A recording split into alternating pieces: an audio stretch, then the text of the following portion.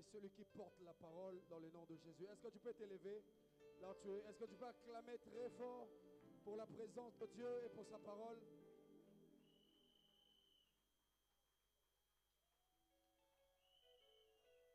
On peut s'installer. Nous avons beaucoup de choses à faire aujourd'hui par la grâce de Dieu. Je ne sais pas si le frère Adler peut m'accompagner. Le frère Jacques n'est pas présent. Amen. Que le Seigneur nous bénisse ce matin. Nous le bénissons pour sa grâce, sa faveur et sa miséricorde. Ce matin, je vais enseigner et prêcher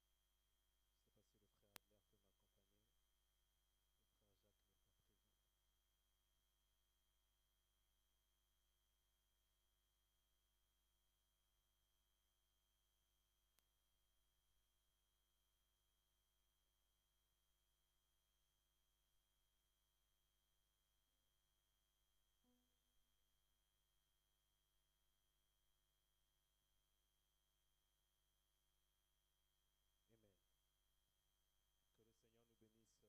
a l'électrice. C'est bon, Abel? Tout le monde est installé. Tu as ta Bible avec toi, que ce soit une Bible papier, que ce soit une Bible papier, une Bible numérique, peu importe, l'essentiel c'est que tu aies ta Bible. Nous commençons notre texte de base. Nous avons plusieurs textes, nous allons lire Romains chapitre 1. On t'a donné les listes de versets.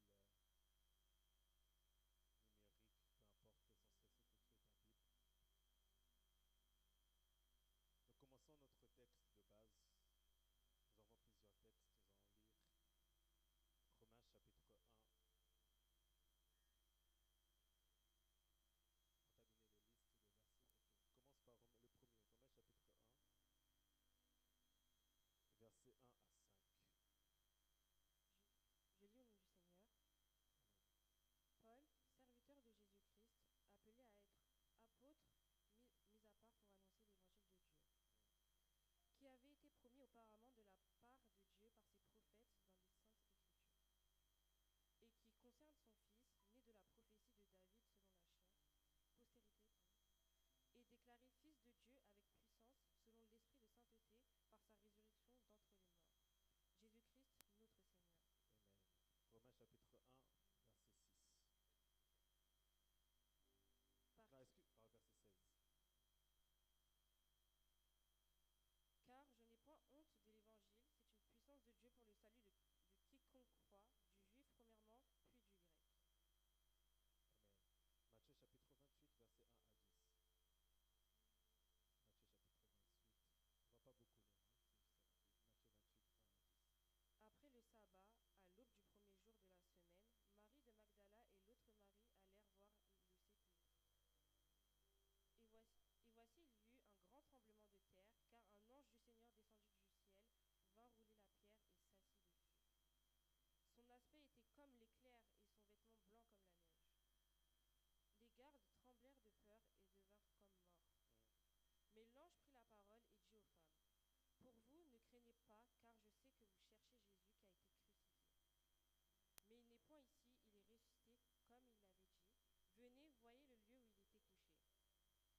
Et allez promptement dire à ses disciples qu'il est ressuscité des morts. Et voici, il précède en Galilée. C'est là que vous le verrez. Voici, je vous le dis. » Amen. 1 Corinthiens, chapitre 15, verset 14.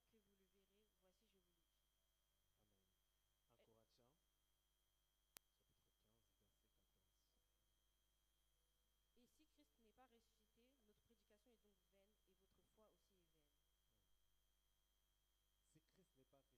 et votre foi aussi est vaine. Si Christ n'est pas ressuscité, notre prédication, elle est vaine et votre foi aussi est vaine. On termine par Apocalypse chapitre 1, verset 17 à 18. Quand je le vis, je tombais à ses pieds comme mort. Il posa sur moi sa main droite en disant, « Ne crains point, je suis le premier et le dernier, et le vivant. J'étais mort et voici je suis vivant au siècle des siècles. Je tiens les clés de la mort et du séjour des morts. » Amen. Est-ce qu'on peut s'installer, on acclame très fort pour le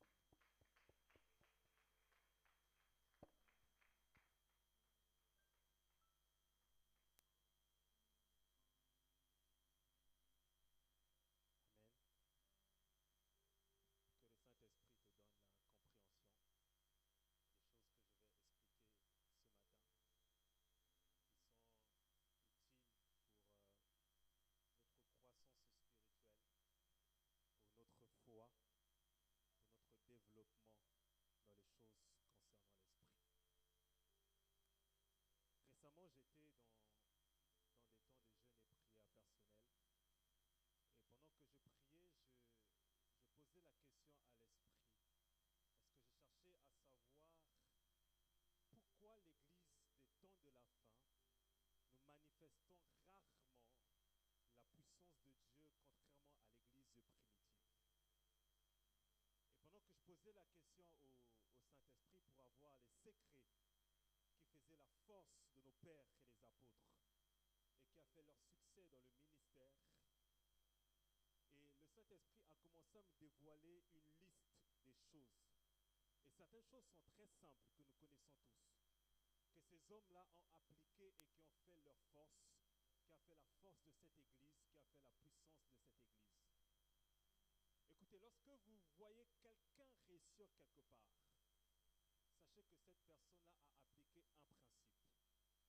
Lorsque vous voyez une personne échouer quelque part, cette personne-là n'a pas appliqué un principe.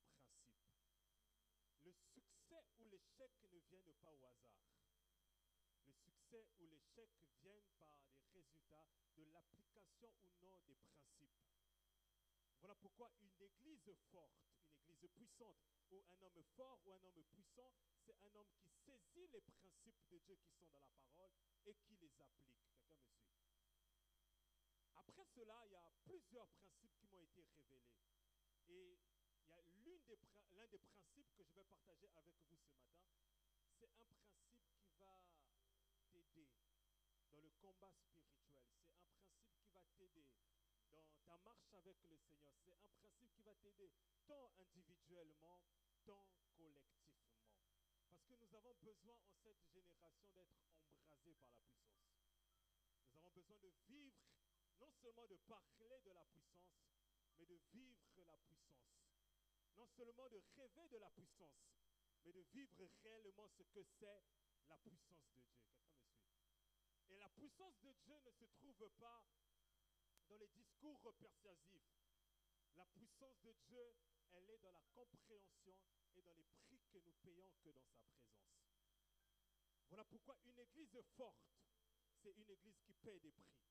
Une église faible, c'est une église qui refuse de payer des prix. Et lorsque vous voyez un homme qui se développe spirituellement, un homme qui est fort spirituellement, sachez une chose, que cet homme a des prix et des sacrifices qu'il paye en intimité.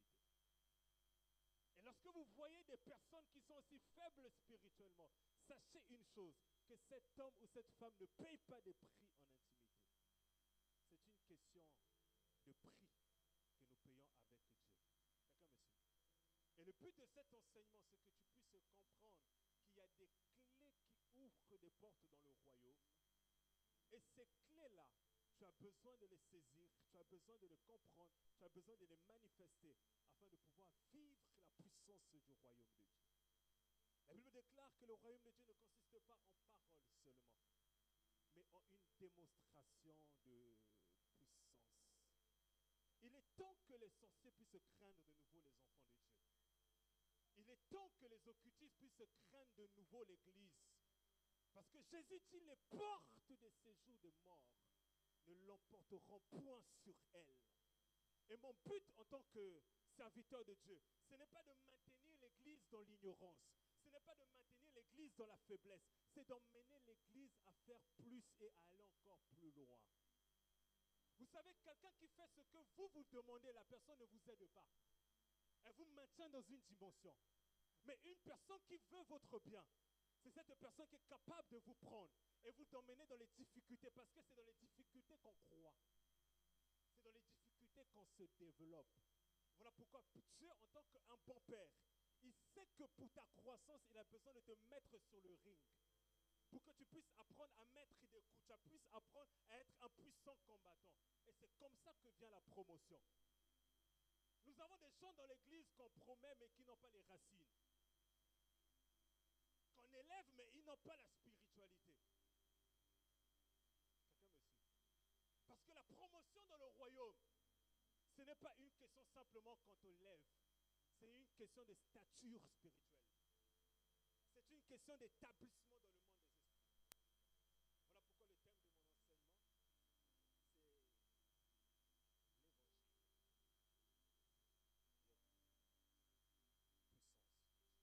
Puissance.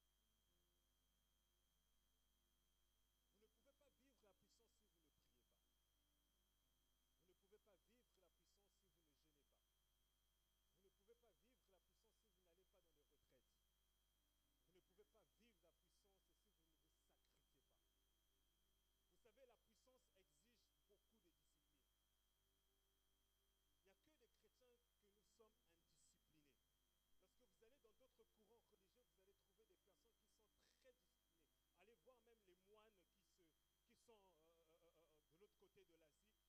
personnes qui n'ont... Ils ont une certaine discipline, même dans leur alimentation. Ils ont une certaine discipline dans leur quotidien. Écoutez-moi, vous ne pouvez pas être des puissants intercesseurs, des puissants chantres, des puissants prédicateurs, des puissants ouvriers, des puissants enfants de Dieu, qui le diable craint, si vous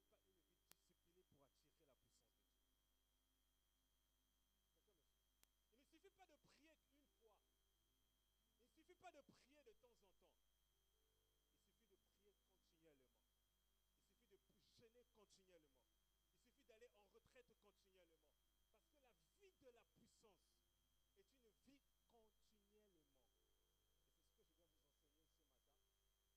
Il suffit d'aller en retraite continuellement. Parce que la vie de la puissance est une vie continuellement. Et c'est ce que je viens vous enseigner ce matin, pour que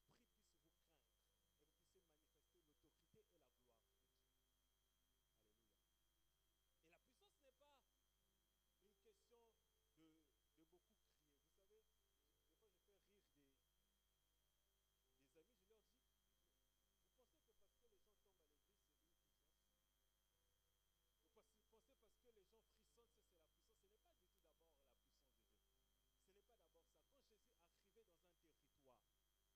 pensez que parce que les gens tombent à l'église, c'est une puissance? Vous pensez parce que les gens frissonnent, c'est la puissance? Ce n'est pas du tout d'abord la puissance de Dieu. Ce n'est pas d'abord ça. Quand Jésus arrivait dans un territoire, les gens ne tombaient pas toujours. Mais ce gars-là, il manifestait la puissance à une autre dimension. Mais regardez et étudiez la vie de Jésus. C'était un homme de sacrifice. Voix de l'Éternel, vous ne pouvez pas être puissant si vous ne faites pas des sacrifices. Vous ne pouvez pas être puissant si vous ne mourrez pas en vous-même. Vous ne pouvez pas être puissant si vous vous limitez. J'ai entendu quelqu'un dernièrement, la personne elle disait, non mais 30 minutes de prière, ça me suffit pleinement, Dieu m'entend. J'ai dit, Dieu va t'entendre, mais tu resteras un bébé spirituel. Parce qu'il y a des dimensions dans la puissance, il y a des dimensions avec Dieu. Ce n'est pas 30 minutes de prière que Dieu va exiger de toi. Alléluia. Il y a des dimensions combien même tu veux être élevé au niveau de l'argent. Vous savez, l'argent c'est un esprit. Vous ne pouvez pas gérer l'argent et ne pouvez pas être un homme riche si vous n'avez pas une certaine puissance.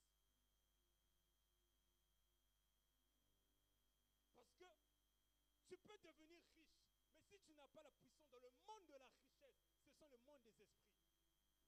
Voilà pourquoi nous avons dans l'église des hommes et des femmes.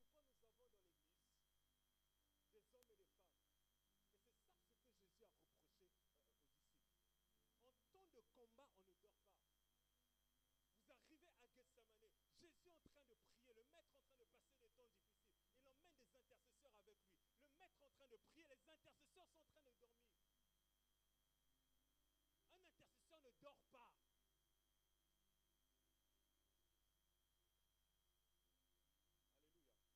homme d'esprit, ce n'est pas quelqu'un qui leur a parlé tout à l'heure que Dieu ouvre les yeux. Ce n'est pas quelqu'un qui dort. Quand je parle de dormir, je ne parle pas de dormir physiquement. Je parle de dormir spirituellement. Donc tu as besoin de la puissance. J'ai besoin de la puissance. Et nous devons nous développer dans la puissance. Vous savez, un ministère apostolique et prophétique, c'est un ministère de puissance. Vous ne pouvez pas être dans un ministère apostolique et prophétique et vous n'expérimentez pas la puissance. Et quand je parle de la puissance, ce n'est pas simplement la puissance des gens qui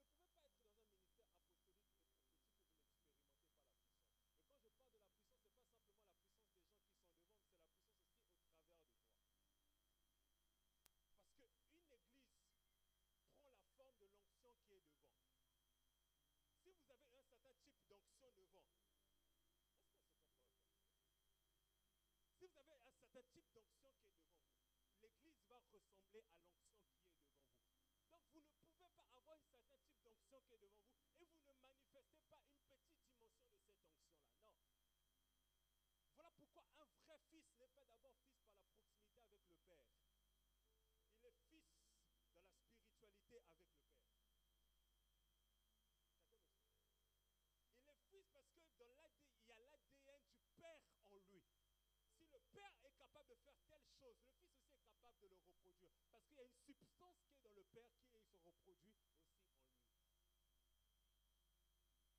Vous ne pouvez pas être une église apostolique et prophétique, vous êtes dans la capacité d'entendre Dieu. Vous êtes dans la capacité de chasser un démon. Vous êtes dans la capacité d'opérer dans les signes, dans les prodiges et dans les miracles. Vous êtes dans la capacité de pouvoir tenir dans la présence de Dieu et dans le combat.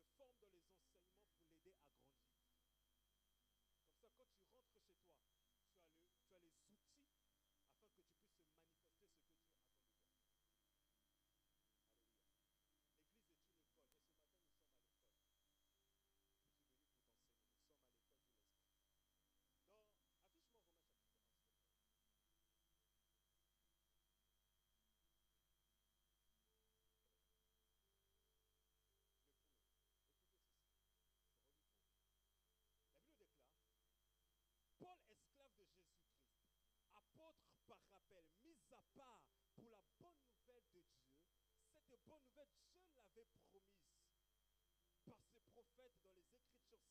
Elle concerne son fils, issu de la descendance de David selon la chair, institué fils de Dieu avec puissance selon l'esprit de sainteté du fait de sa résurrection d'entre les morts. Et au verset 16, il dit, car je n'ai pas honte de la bonne nouvelle. Elle est en effet puissance de Dieu pour le salut de quiconque croit, du juif d'abord, mais aussi du grec. Je vais vous expliquer ce que cela veut dire. L'apôtre Paul est en train de parler à l'église de Rome. Contrairement à d'autres églises, Paul n'a pas bâti l'église de Rome. Il n'en est pas à l'origine. L'église de Rome est le fruit des chrétiens qui sont venus à la Pentecôte et qui, parce que à la Pentecôte, la Bible déclare qu'il y avait toutes les nations qui étaient venues parce que c'était une fête. Suivez-moi très attention. Et quand ils sont retournés dans leur nation, l'église de Rome est née à ce moment-là. Paul, dans le livre de Romains, il formule à plusieurs fois, il dit aux Romains qu'à plusieurs reprises, je suis en train de prier Dieu pour qu'il me donne la possibilité de vous voir. Mais jusqu'à présent, je n'ai pas eu la possibilité. Le livre de Romains, c'est l'un de mes livres préférés. Ce livre contient beaucoup de mystères sur ton salut, sur ta vie. Si tu comprends ce livre, il y a des choses que tu vas comprendre et tu seras délivré. Vous savez, la délivrance, ce n'est pas d'abord le démon qu'on chasse en toi. Le premier démon qu'on doit chasser chez les chrétiens, c'est l'ignorance. Je vous dis la vérité, on peut passer 6 heures là, on est en train de chasser femme de nuit, mari de nuit, démon de pauvreté. Tant que tu restes ignorant, ça va revenir. Voilà pourquoi les démons qu'on doit toujours poursuivre, on doit chasser, c'est l'ignorance. N'accepte jamais l'ignorance. Aussi longtemps que tu restes ignorant, aussi longtemps que tu restes un enfant dans les choses de l'esprit. Et un enfant dans les choses de l'esprit, on le piétine, on le domine et on le détruit.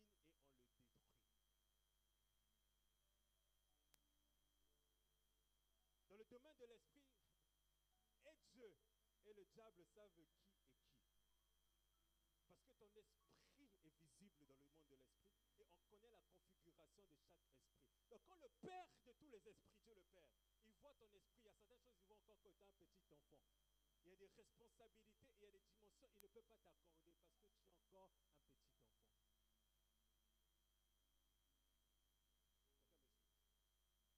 Et lorsque Paul est en train de parler aux Romains, il leur dit, je n'ai pas honte de l'évangile, car c'est la puissance de Dieu pour quiconque croit, du juif premièrement et du grec. Quand on parle de puissance dans ce texte, c'est le mot grec qui signifie, c'est dynamis, qui signifie l'énergie. Parce qu'il y a 2 mots qui permettent de parler de la puissance, c'est l'exousia et le dunamis. Et là, on parle du dunamis, c'est la puissance explosive du royaume de Dieu. Et l'apôtre Paul est en train de dire, si vous voulez expérimenter en d'autres termes la puissance de Dieu se trouve dans l'évangile. Vous pouvez aller en retraite. Vous pouvez aller quand vous impose les mains. Mais la puissance de Dieu se trouve dans l'évangile. Il y a plusieurs voies qui vous mènent à la puissance de Dieu. Et l'une de ces voies, c'est l'évangile. Et l'apôtre Paul est en train de dire, je n'ai pas honte de l'évangile. Elle est là, il donne la définition, elle est la puissance de Dieu pour quiconque croit. Donc si tu es un homme de la foi, un enfant de Dieu, il faut te connecter à l'évangile pour expérimenter la puissance de Dieu. Et dans Romains chapitre 1, que nous avons lu au-dessus, écoutez ce que la Bible dit. Je vous donne des mystères. L'apôtre Paul dit,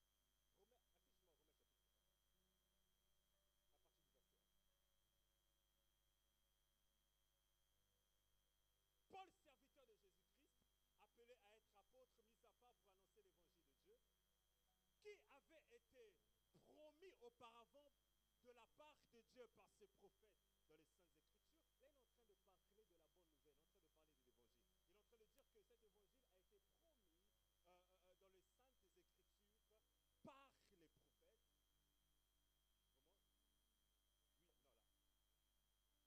Oui, non, là. Et cet évangile-là, elle concerne son fils. Donc quand on parle de l'évangile, l'évangile n'est pas d'abord l'humain au centre.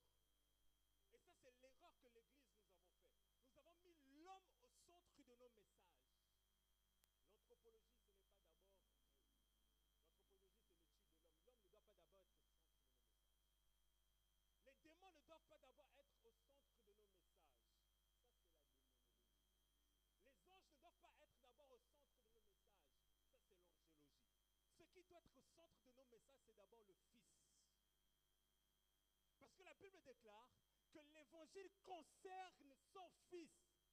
Elle ne concerne pas un esprit. Elle ne concerne pas un pasteur. Elle ne concerne pas un ange, un démon quelconque. Elle ne concerne pas Melchisédek. Il y a des gens qui prennent le temps pour parler de Melchisédek comme étant un esprit, comme étant une entité glorieuse. Mais l'évangile concerne le Fils. C'est-à-dire quand on parle et on prêche l'évangile, on doit être christocentrique. Que Christ soit au centre de nos messages, de nos cultes, de nos vies, de nos intercessions, de nos adorations. On ne peut pas adorer Dieu. Ça, ce n'est pas l'adoration. Quand on arrive dans l'adoration, c'est d'abord Christ. Dans l'adoration, on ne se plaint pas de nos problèmes. On vient peut-être avec nos problèmes, mais on élève Dieu au-dessus de nos problèmes. On ne peut pas commencer l'adoration. Ouvre ton ciel, accorde-moi ton faveur, accorde-nous. Ça, c'est pas l'adoration. La Bible dit, en parlant des anges, quand il rentrait que sous la terre, alors qu'il était encore en esprit, Dieu dit que les anges l'adorent.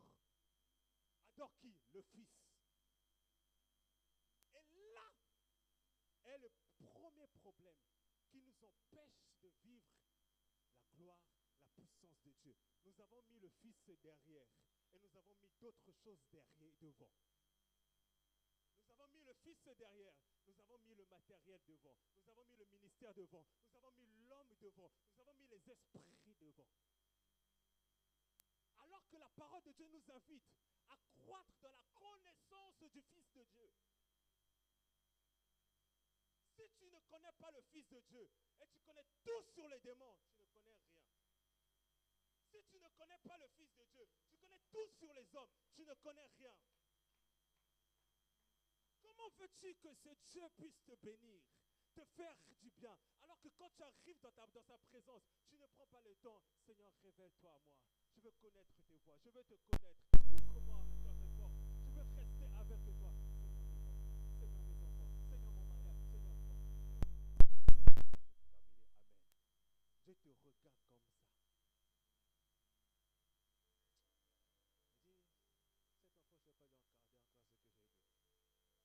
je ne vais pas lui regarder encore ce que j'ai dit. Regardez, je vais vous donner un exemple tout simple. Chers frères, on est des hommes. Si une femme vient dans ta vie juste par rapport à l'argent, est-ce que ça te fait du bien? Jamais. Vrai ou faux? Qui a dit faux? Ah. Toi, tu es un homme, une femme, elle ne t'aime pas. Elle ne te trouve pas beau, elle ne trouve pas l'intérêt sur toi. Tout ce qu'elle aime seulement, c'est ton argent. Ça te fait mal. Chère femme, si un homme vient vers toi simplement pour ton corps, est-ce que ça va te faire du bien? Non.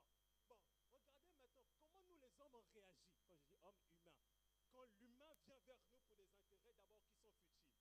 Mais nous qui venons dans la présence de Dieu, sans d'abord chercher à le connaître, à développer une relation avec lui, à développer une connaissance avec lui. Nous prenons des heures dans la présence de Dieu, tout d'abord pour des choses qui sont éphémères et inutiles, mais le Fils, nous ne le connaissons pas. Comment Dieu se sent? Et c'est là l'un des problèmes que nous avons dans notre génération. Nous ne connaissons pas le Fils. Et l'apôtre Paul est en train de dire, l'évangile concerne le Fils. Donc quand vous venez le dimanche, vous devez d'abord chercher le Fils. Quand vous priez chez vous, vous devez d'abord chercher le Fils. Quand vous faites le ministère, c'est d'abord pour le Fils. C'est d'abord pour le Fils. Ce n'est pas d'abord pour nous. Ce n'est pas d'abord pour les autres. C'est parce que c'est le Fils qui nous a donné le mandat. Et l'église des temps de la fin est devenue cette église semblable à l'église de Babylone, où tout ce qui concerne le Fils, on met de côté, on a élevé maintenant l'homme. Parce que c'est ça le culte de Babylone. On met l'homme et on ne connaît pas le Fils. Et ça, Dieu est en train de nous le reprocher. Le cœur de Dieu est en train de nous reprocher cela. Parce que la vie éternelle, c'est de connaître toi, le seul et le véritable Dieu. C'est ce que dit la parole de Dieu. Vous Vous ne pouvez pas être un ministre de Dieu si vous ne connaissez pas le Fils. Parce que même l'appel après l'appel, il y a d'abord une rencontre entre Dieu qui appelle l'homme et l'homme que Dieu a appelé. Voilà pourquoi vous allez voir des hommes, ils peuvent vivre des difficultés, mais ils ont rencontré le Fils. Ils ont parlé avec le Fils. Ils ont une révélation du Fils. Ils savent que le Fils est réel. Les vents, les tempêtes peuvent venir, ils restent attachés au Fils. Parce que c'est d'abord le Fils. Quelqu'un me suit? Je vous donne un secret. Vous savez pourquoi plusieurs de vos prières d'autorité n'ont pas d'effet? Parce que vous ne savez pas adorer le Fils. Quand tu rentres dans une certaine dimension d'adoration du Fils, tu rentres dans les prières d'autorité ou dans le combat. Puisque tu as la connaissance du Fils, il y a des choses que tu ne vas même pas prendre 10-15 minutes. Parce que tu as la révélation du Fils de Dieu, tu as la révélation de Christ. Quand tu arrives dans la présence de Dieu, Dieu connaît ta voix. Et il y a des gens, Dieu les a entendus il y a 2 siècles. Il y a des gens qui ont une consécration quand on organise en octobre, en novembre, les temps de prière ici. Il y a des gens qui ont une consécration quand on lui donne une prophétie que bientôt va mourir. Là, vous ignorez le Fils. Tu ne peux pas vivre la puissance. Église, nous sommes dans une autre dimension. Nous ne pouvons pas vivre la puissance aussi longtemps que nous n'avons pas la révélation du Fils. Non seulement en tant que ministre de Dieu, mais ensemble en tant que peuple de Dieu. Voilà pourquoi le Seigneur m'a donné cet enseignement quand j'étais en train de prier. Il me dit, dis-le à mon peuple qui puisse ramener leur cœur, leur visage, leur esprit d'abord sur le Fils. Vous pouvez prier, mais si vous priez sans le Fils, vous n'allez pas voir les résultats. Vous pouvez jeûner, mais si vous jeûnez sans le Fils, vous ne pouvez pas avoir des résultats. Et l'apôtre Paul est en train de dire que cet évangile, ramène-moi, elle concerne son Fils. Et le Fils a 2 postérités. La Bible déclare, né de la postérité de David, selon la chair, oui, mais on ne dit pas né de la postérité de Dieu avec puissance. Mais normalement, quand on fait la comparaison, on devrait dire né de la postérité de David selon la chair et né de la postérité de Dieu selon l'esprit, n'est-ce pas? Mais ce texte-là ne dit pas ça. La Bible déclare, déclaré fils de Dieu. Donc quand on parle de déclaration, le mot grec qui est utilisé ici, c'est le mot ordination. Donc Christ a été ordonné fils de Dieu. Il a été... Je vous explique des choses. Ça peut être compliqué, mais comprends cela, ça va t'aider dans ta spiritualité. Écoutez. Il est né selon la chair, comme toi et moi, de Marie et Joseph. Ça, c'est sa généalogie humaine. Mais selon l'esprit de sainteté, par sa résurrection d'entre les morts, Jésus-Christ notre Seigneur, c'est le Jésus qui était à la croix n'était pas le Jésus fils de Dieu. Le Jésus qui était à la croix, c'était le Jésus fils de l'homme. C'était le Jésus qui a porté les péchés. C'était le Jésus qui a porté l'humiliation. C'était le Jésus qui était dans le calvaire selon Ésaïe chapitre 53. Donc le Jésus qui était à la croix n'était pas le Fils de Dieu. Le Fils est devenu Fils de Dieu lors de son ordination par la résurrection. C'est par la résurrection qu'il est devenu Fils de Dieu, pas à la croix. Voilà pourquoi l'évangile sans la résurrection est un évangile incomplet.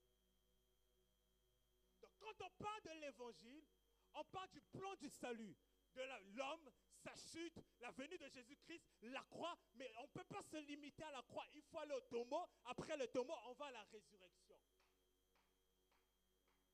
Et si vous voulez vivre la puissance de Dieu, vous devez comprendre le mystère caché derrière la résurrection de Jésus-Christ. Et l'apôtre Paul est en train de dire que en cet homme, il y avait 2 semences. Il y avait la semence humaine en tant que fils de David, mais il a été ordonné, il a été institué, il a été déclaré fils de Dieu par l'esprit de sainteté par sa résurrection d'entre les morts. Donc quand il était en train de ressusciter dans le monde spirituel, il y avait une cérémonie qui était en train de se faire. C'est là qu'on était en train de l'introduire dans la royauté. Quelqu'un me suit? Voilà pourquoi vous-même, vous ne pouvez pas vivre certaines sphères spirituelles si on ne vous introduit pas là-bas.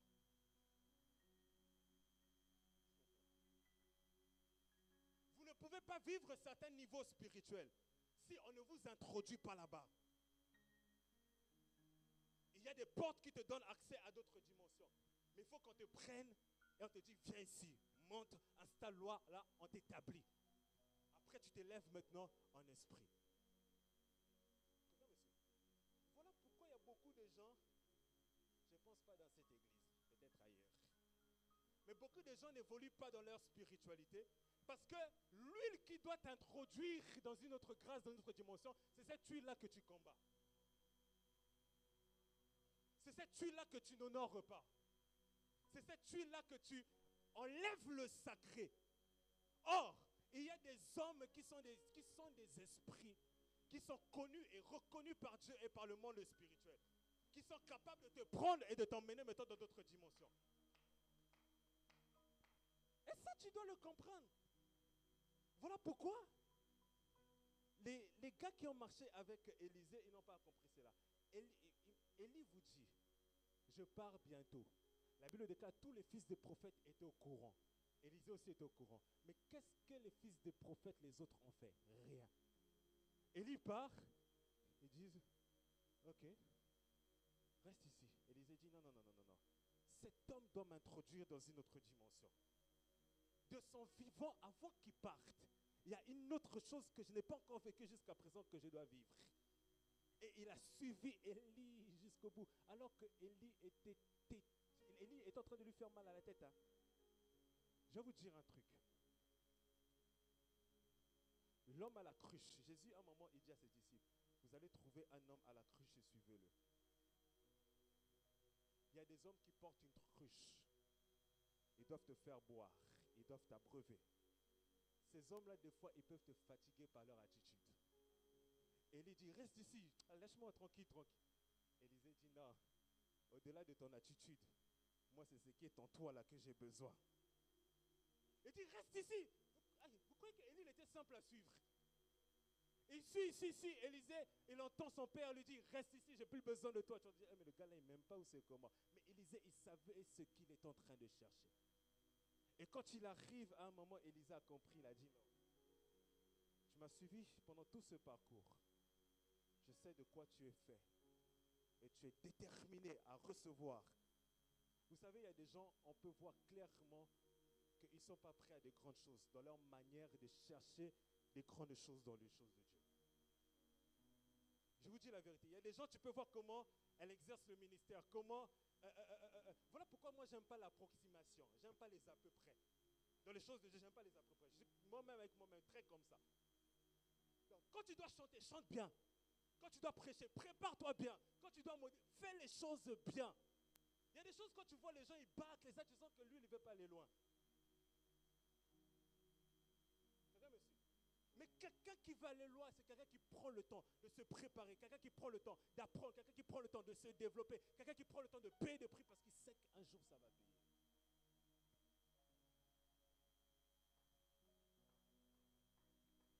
Tu prêches le dimanche à 11h, c'est le matin même que tu prépares ta prédication. Et tu viens, tu improvises ici. Alléluia.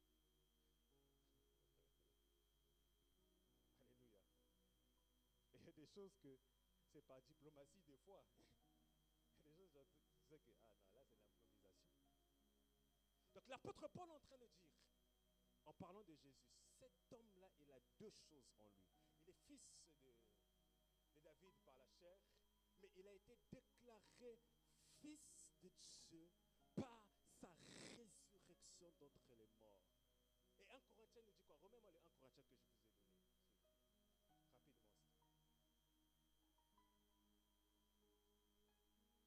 Et ça, c'est l'apôtre Paul qui est en train de parler à l'église de Corinthe. Il dit, et si le Christ n'est pas ressuscité, notre prédication, peu importe ce que je vais prêcher, elle est vaine, elle est néant, elle est nulle. Je peux te prêcher la gloire, je peux te prêcher tout. Si Christ n'est pas ressuscité, ma prédication elle est vaine. Parce que la force de ma prédication, c'est parce que Christ est ressuscité. Et il rajoute, il dit, non seulement ma prédication elle est vaine, mais votre foi aussi. Parce que ce qui vous a ramené dans le Seigneur, c'est parce que vous avez entendu que Jésus est mort et ressuscité. Donc s'il n'est pas ressuscité, votre foi à vous, elle est vaine. Vous ne pouvez pas avoir la foi avec Christ si vous ne croyez pas à la résurrection, si vous ne vivez pas la puissance, la manifestation de la résurrection divine, si vous ne comprenez pas la résurrection. Et nous devons vivre cela dans le nom de Jésus. Et vous savez, et c'est là que ça m'a intrigué. J'ai dit, mais c'est vrai. La Bible dit ceci, c'est dans le livre de Hébreux, que le Saint-Esprit confirmait leur message en accomplissant des signes, des prodiges et des miracles. Et confirmait quoi? Leur message. Et le message des apôtres, c'était quoi? C'était le message de la résurrection. Donc, si nous voulons voir des miracles dans l'Église, si nous voulons vivre les choses comme au temps des apôtres, nous devons ramener Christ au centre. Les dons spirituels ont été donnés pour présenter d'abord Christ. La puissance est d'abord accordée pour présenter d'abord Christ.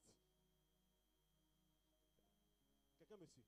Voilà pourquoi quelqu'un qui s'efforce à s'affectionner aux choses de Christ, cette personne-là transportera la gloire, elle transportera la puissance de Dieu, parce qu'elle a d'abord mis Christ au centre. C'est lui le centre de notre spiritualité.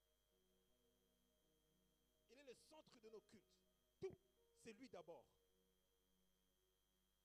Quelqu'un me suit? Et nous ne pouvons pas vivre la puissance de Dieu si nous négligeons l'aspect de la résurrection. Si nous négligeons le Christ ressuscité. Je ne parle pas de la puissance que nous fabriquons, non, je parle de la réelle puissance. Ou quand tu médites les Écritures, tu dis, les gars comme des Philippe, des Étienne, c'était des diacres. Ce n'était pas des bishops, c'était des diacres. Mais un diacre, quand tu lis son histoire, il a opéré dans une très grande dimension de puissance. Pourquoi? Parce que c'était des hommes qui mettaient d'abord Jésus. Et le problème de notre génération, tout devant, Jésus reste un peu derrière. L'homme devant, Jésus reste un peu derrière. Aussi longtemps que vous allez marcher comme ça, aussi longtemps vous allez avoir très peu de résultats. Très peu de résultats. Parce que la priorité doit être d'abord Jésus. Quelqu'un me suit? Je suis quelqu'un, j'aime beaucoup la musique. J'écoute la musique tout le temps. Dans une journée, je ne sais pas combien de temps je peux écouter la musique. Il y a des musiques, des fois j'écoute, ça me bénit, je peux écouter ça pendant des heures et des heures, je vais prier avec. Il y a des musiques qui me fatiguent l'esprit. Je vous dis là, ça me fatigue l'esprit. Tu écoutes la musique, tu sens rien de l'esprit, tu sens rien. Jésus n'est même pas là. Tu sens quelqu'un qui va au studio, il va simplement fabriquer 2-3 petits trucs pour se faire de l'argent, parce qu'aujourd'hui c'est facile de faire des vues, de se faire de l'argent par rapport à la musique. Mais même dans la musique, c'est d'abord Jésus qui doit être le centre. Quelqu'un me suit? Dans nos prédications, c'est d'abord Jésus qui doit être le centre. Dans tous nos services, c'est d'abord Jésus qui doit être le centre. Même le Saint-Esprit que nous invitons, il ne vient pas d'abord pour lui-même. Il vient d'abord pour honorer et élever Jésus. Donc, vous pouvez tout faire pendant 3 heures du temps ici. Si le centre n'est pas Jésus, vous ne faites rien. Votre prédication elle est vaine, votre modération elle est vaine, vos chants là, c'est vain. C'est d'abord Jésus. Quand on donne l'argent, ce n'est pas pour l'homme de Dieu, c'est d'abord pour Jésus. On chante, c'est d'abord pour Jésus. On prêche, c'est d'abord pour Jésus. Et si nous ne comprenons pas cela, nous n'allons jamais ou très rarement manifester la puissance de Dieu. Or, Dieu nous attend dans une autre dimension de gloire, dans une autre dimension de puissance. Vous savez, en tant que leader, la plus grande tristesse d'un leader, c'est de voir que tu montes, mais ceux qui sont derrière toi ne t'arrivent pas à te comprendre et ne montent pas avec toi. Je vous dis la vérité. une des plus grandes frustrations d'un leader, c'est de voir que tu comprends certaines choses, mais ceux qui sont avec toi ou ceux qui sont là, ils n'arrivent pas à comprendre et à saisir là où tu es en train d'aller. Voilà pourquoi vous allez voir, Dieu va élargir certains ministères, mais il y a certaines personnes qui tâtonnent parce qu'ils ne comprennent pas que les saisons ont changé. Et une église qui ne vit pas selon les saisons, c'est une église qui va rester des conservateurs. Alléluia. C'est ça qui a amené des problèmes dans l'église primitive. Et c'est ça qui emmène certains problèmes dans certaines églises. C'est que quand il y a un certain mouvement de l'esprit qui est en train de se faire, dans un temps, dans une saison, on a toujours deux catégories de personnes. Il y a des gens qui suivent le mouvement et qui suivent, ils ont entendu Dieu. Ils suivent Dieu là où il est en train d'aller. Et tu as des conservateurs qui vont rester là comme un monument. C'est comme ça qu'on a laissé certaines églises des traditions, parce qu'eux, ils sont restés là comme des monuments. Ils n'ont pas voulu suivre le mouvement de Dieu. Et si la voix de l'Éternel fait ça, vous allez rester simplement comme des monuments, alors que Dieu vous attend de l'autre côté et à une autre dimension. Quelqu'un me suit? Et ça, c'est la responsabilité de tous. De saisir les mouvements de Dieu dans une saison, dans une génération. De comprendre ce que Dieu est en train de vouloir de nous. Et de payer des prix pour que nous puissions enfanter ce que Dieu est en train de vouloir de nous. J'ai l'habitude de le dire, vous ne pouvez pas être dans une église comme la voix de l'Éternel et vous ne pouvez pas être un minimum prophétique. Non. Parce que vous regardez quand les patriarches étaient en train de marcher, à chaque fois qu'ils rencontraient Dieu dans un endroit, ils posaient un autel, ils invoquaient Dieu, ils donnaient des noms. Ce n'étaient pas des noms comme ça. C'était des noms mystérieux. Ce n'est pas pour hasard que Jacob a appelé cet endroit Bethel. Il a dit, cet endroit, je l'appellerai Bethel, c'est la porte des cieux. C'est-à-dire qu'en cet endroit-là, quand quelqu'un vient, il y a une ouverture spirituelle qui est là. Et il y a une facilité de connexion entre le monde spirituel et le monde physique. Donc vous ne pouvez pas être à un endroit comme la voix de l'Éternel et vous n'avez pas la sensibilité prophétique. Alléluia. Je peux te prêcher, ça ne va pas te changer, tu vas rester chez toi, tu vas rester le même. Tu as besoin d'être enseigné. Quelqu'un me suit? Alléluia. Et nous avons besoin de comprendre cela. Voilà pourquoi l'une des choses, quand quelqu'un veut marcher avec toi, dans la vie en général, ou dans le ministère, il faut que tu lui expliques ta vision des choses. Parce que quelqu'un qui marche avec toi ne comprend pas ta vision. Elle va te ralentir ou elle va t'éloigner de ta vision.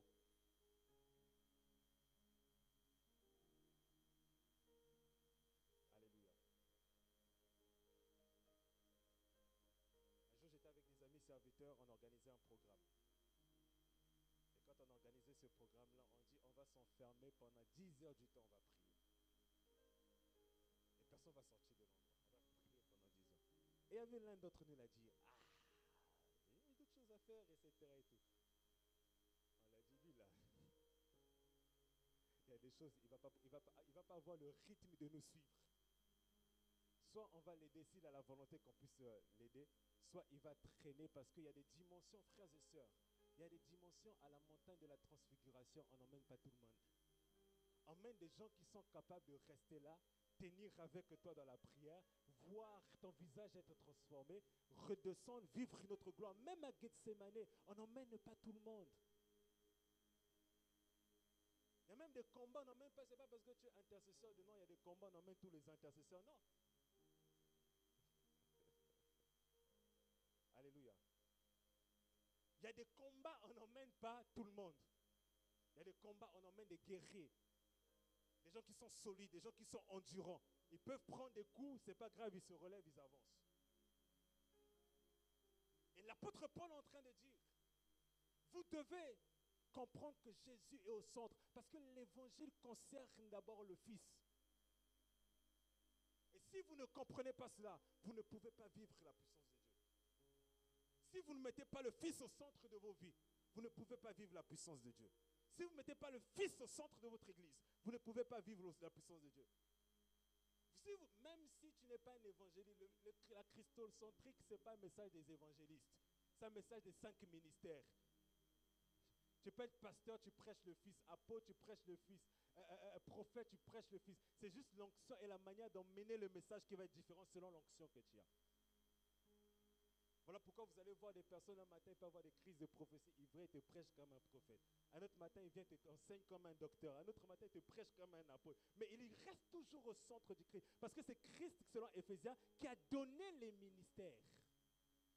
Ce n'est pas un homme de Dieu, c'est Christ qui donne les ministères. Donc tu ne peux pas ministrer pour un homme que tu ne connais pas. Tu ne peux pas. Voilà pourquoi l'apôtre Paul, quand il était en train de défendre son ministère, il a dit, mais moi je l'ai rencontré sur le chemin d'Emmaüs. J'ai vu la lumière, je l'ai rencontré. Il parle, il défend, il ne parle pas simplement des miracles, des signes et des prodiges. Il parle aussi du fait qu'il a rencontré Jésus-Christ. Et je nous interpelle ce matin, de là où Dieu est en train de nous emmener, ramenons nos cœurs d'abord à Christ. Là où nous voulons y aller, il y a une gloire. Mais Christ doit d'abord être au centre.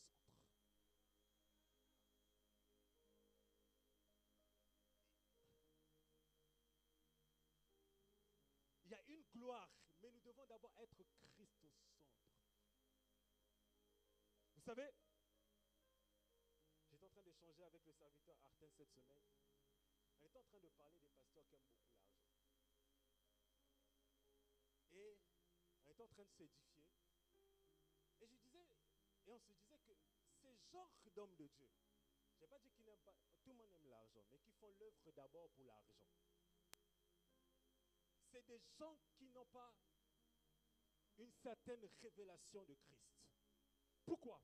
Parce que quand tu exerces le ministère par appel, par révélation, comme l'apôtre Paul le dit dans Romains chapitre 1, l'argent ne sera pas d'abord la priorité. La gloire ne sera pas d'abord la priorité. Ce qui sera la priorité et la joie de ton cœur, c'est de voir des âmes délivrées, c'est de voir des cœurs guéris, c'est de voir des gens qui étaient pécheurs, qui abandonnent leur vie. Qu'on te donne pas, c'est pas grave. Le plus important, c'est d'abord Christ que tu lui rends fier. On a rencontré des gens. La première chose qu'il fait, tu demandes l'argent. Et tu poses la question, quelle est ta motivation de passer devant? Quelle est ta motivation d'organiser telle œuvre? Quelle est ta motivation d'organiser telle chose? Si ce n'est que l'argent, tu es le plus malheureux d'entre les hommes. Et tu vas mourir avec ton argent. Et tu vas sécher dans l'onction. Quelqu'un me suit? Christ d'abord. Et combien d'entre nous ce matin, nous avons mis Christ d'abord de côté? Que ce soit nous les serviteurs, que ce soit le peuple de Dieu, combien nous avons mis Christ de côté? Même nous les serviteurs, la plus importante des fois maintenant, c'est devenu le ministère. Tu passes beaucoup, c'est pas mauvais de passer beaucoup de temps dans le ministère, mais depuis quand seul à seul avec Christ, le ministère passera. Mais un jour, on arrivera devant le tribunal de Christ. Et c'est là qu'on déversera nos cœurs devant lui. La gloire passera. Les églises passeront. Les vêtements passeront. Toutes ces choses passeront, mais c'est Christ d'abord. J'ai vu un TikTok d'une jeune fille là, m'a énervé. J'ai dit, mais c'est quoi ces bêtises là? On lui pose la question, pourquoi tu t'es reconverti? Elle s'est convertie de l'autre religion là. Elle dit non, mais parce que j'ai mes copines qui étaient là comme ça. Et moi aussi, j'ai voulu suivre. Ok, mais comment se fait-il quelqu'un qui a réellement connu Christ? Réellement. On n'a pas dit qu'il vient à l'église. On n'a pas dit qu'il a été... On a dit réellement connu Christ. Tu peux blesser Christ et aller adorer une idole. C'est qu'il y a un problème au niveau de la foi et de l'affermissement. Daniel dit, même si tout le monde se prosterne, moi je ne me prosternerai pas. Et nous sommes dans cette génération-là où, je l'avais dit il y a plusieurs années ici et je le redis encore, nous sommes dans un temps, vous le voyez, vous allez le voir encore. Les églises vont de plus en plus se vider. Je vous dis la vérité, ce n'est pas ce que l'on veut, c'est comme ça. C'est une prophétie. La Bible dit dans les derniers jours, la foi de plusieurs va faire quoi? Va se refroidir. Quand on dit la foi va se refroidir, les gens ne vont plus vouloir prier. Les gens ne vont plus vouloir venir à l'église. Les églises vont se vider parce que la queue du serpent en train de séduire plusieurs et en train de détourner plusieurs de la voie du Seigneur. Soit les gens rentrent à la maison, ils restent Jésus, soit les gens vont dans d'autres courants religieux, soit les gens, ils abandonnent complètement la foi et retournent dans le monde. Maintenant, dans cette génération-là, écoutez, ce sont ces personnes qui ont un amour véritable, sincère, et qui ont une certaine révélation de Christ qui vont tenir, qui vont rester fidèles jusqu'au bout. Même si tu es dans une église de 2 personnes, ils vont rester là parce qu'ils savent en qui ils ont cru. La Bible déclare ceux qui persévéreront jusqu'au bout. On parle des martyrs.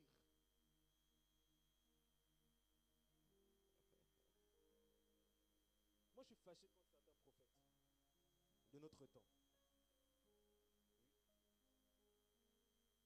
C'est pas par je ne sais pas quoi. Dieu nous a accordé certaines grâces aussi. Je dis, mais comment se fait-il que les prophètes de notre temps, au lieu de situer l'église dans l'heure dans laquelle nous sommes, de préparer l'église, de dire à l'église la vérité, d'orienter l'église, parce que le prophète c'est d'abord ça, c'est pas d'abord je vois, je sais, j'entends, etc. Ça on sait le faire, on voit, on sait, c'est pas parce qu'on ne le fait pas que ce n'est pas là. Mais sa première chose c'est d'abord dire l'église, parce que Dieu a établi les prophètes pour l'église. Et dire à l'église, on doit faire comme ça, on doit aller comme ça, on doit aller comme ça. Et quand vous n'avez pas des prophètes qui vous disent ces choses, l'église fait quoi? Et vous ne comprenez pas les exigences de Dieu. Alors que la grâce prophétique fait quoi? Elle rentre dans le conseil de Dieu, elle entend clairement ce que Dieu dit. Elle vient devant le peuple de Dieu, elle dit, ainsi parle l'Éternel. On va faire les choses comme ça. Voilà ce que Dieu dit, voilà comment on doit faire les choses. Je peux te prophétiser sur ta vie. C'est une très bonne chose. Ce n'est pas mauvais. J'encourage cela. Mais ce n'est pas d'abord ça. Tant que tu ne comprends pas l'urgence de l'heure en tant que chrétien individuel, en tant que chrétien, en tant que corps du Christ, je t'aide pas.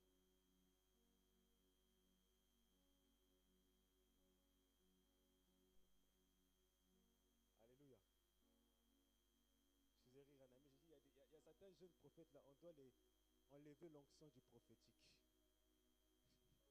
Oui, ce sont des gens qui ont eu seulement des songes, des visions, 2-3 petits trucs, etc. Mais quand tu écoutes le message, il n'y a même pas un message prophétique dedans. Je ne parle pas de message des prophètes, je parle de la parole. Tu n'es pas prophète si tu es incapable d'enseigner prophétique. Tu n'es pas prophète.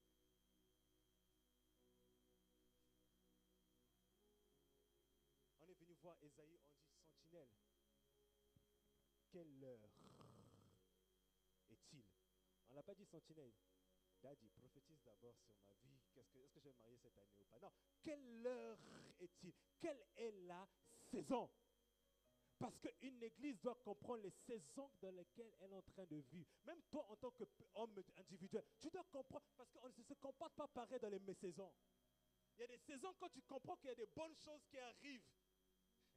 C'est des saisons où tu dois redoubler encore le sacrifice et la prière et la discipline. Il y a des saisons quand tu sais que c'est intense, tu es dans le combat. C'est dans les saisons que tu dois encore te cacher et pouvoir vaincre l'ennemi.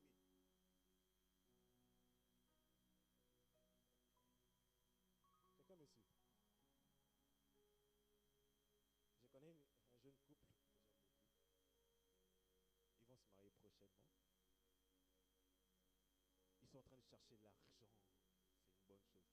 Je pose la question au frère. Je dis, mais comment tu te prépares spirituellement par rapport à ça? Il me dit, mon frère, j'ai pas le temps. Je vous dis la vérité, il me dit, j'ai pas le temps. J'étais trop en train de chercher l'argent à gauche et à droite. Je dis, mais tu es en train de mal commencer. On ne prépare pas d'abord la robe. On ne prépare pas d'abord le costume. On prépare les choses d'abord spirituellement. On gère l'argent, certes, mais on va en esprit, on prépare de la maternité, on prépare le foyer, on prépare les finances, on prépare l'argent, on prépare la belle famille, on prépare tout déjà spirituellement avant même de rentrer.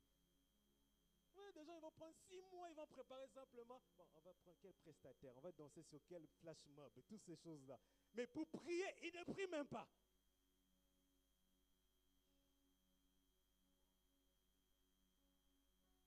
Tu as appelé au ministère, tu as appelé à faire des grandes choses. Tu passes ton temps seulement sur les réseaux. C'est pas mauvais, la stratégie, la communication, c'est bien. Mais l'impact que tu as, c'est dans l'huile. Si tu n'as pas l'huile, c'est l'huile qui attire, c'est l'huile qui convainc le cœur. C'est l'huile qui dit aux gens de s'approcher de toi. Tu peux faire toutes les stratégies que tu as besoin pour changer. Si tu n'as pas l'huile, tu ne vas pas avoir des résultats. Les saisons, on les prépare spirituellement. Les grandes choses, on les prépare. Tu entends une prophétie, tu sais qu'il y a une grande chose qui arrive cette année. Frère, au lieu de seulement de te réjouir, cette année je vais me marier, je vais avoir des enfants, je vais avoir ceci, cela. C'est là au moment où tu dois être là. Tu dois prier, prier et encore prier. C'est dans ces prières qu'on enfante des choses. Tu peux venir comme ça à la date de la chose que tu as prévue, on vient, bref, ça passe devant toi. Et il n'y a rien qui ne s'accomplit. Parce que tu as cru que les choses arrivent simplement parce que tu as la volonté de vouloir et de faire. Non, cela ne dépend pas du vouloir et de faire, cela dépend des décrets spirituels. C'est les décrets qui permettent à ce que les choses arrivent ou n'arrivent pas sur la terre. Et il faut être un homme spirituel pour aller d'abord dans le domaine spirituel, travailler les domaines spirituels et s'assurer que c'est bon, ça va arriver dans le domaine physique. Quelqu'un me suit? Frère, quand on te donne une bonne prophétie, il ne faut pas d'abord te réjouir. Je vous dis la vérité. Il ne faut pas d'abord, c'est bien. Tu dis Amen, gloire à Dieu. Mon frère, je vois un grand ministère. Amen, gloire à Dieu. Grand ministère dit grande bataille. Grand ministère dit grande tentation. C'est là que tu dois rentrer. Seigneur, garde mon cœur face à l'argent. Garde mon cœur face aux femmes. Garde mon cœur face à la gloire. Garde mon cœur face à ceci. Garde mon cœur face à ceci. Parce que si tu vas seulement, j'ai un grand ministère, j'ai un grand ministère. Quand les grandes tentations, les grands combats vont arriver, tu ne vas pas tenir.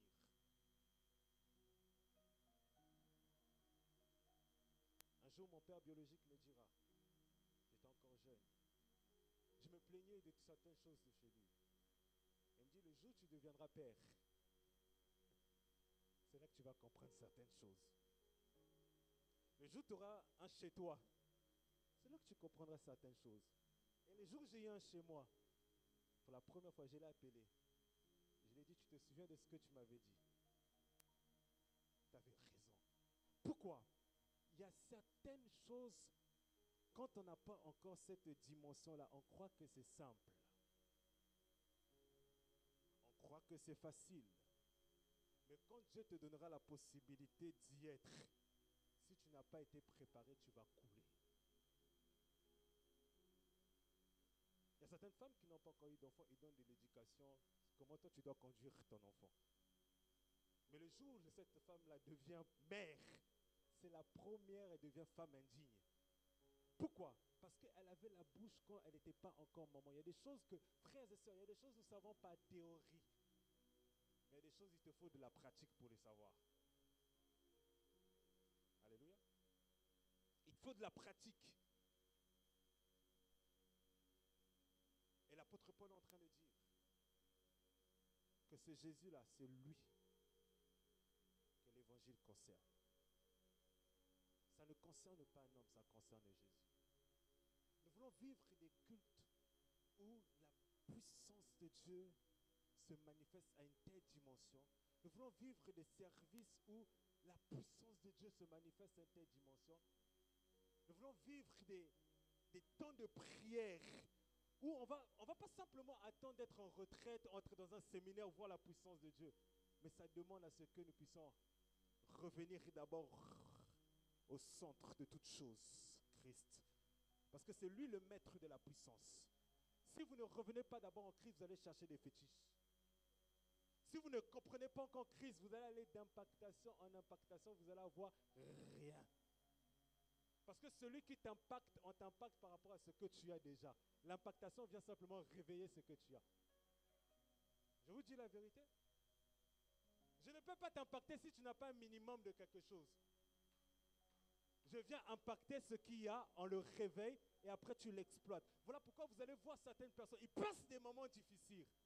Après les moments difficiles, il y a une autre gloire qui arrive dans la vie de cette personne. En fait, les moments difficiles, c'était une école, c'était une formation pour le préparer à l'onction.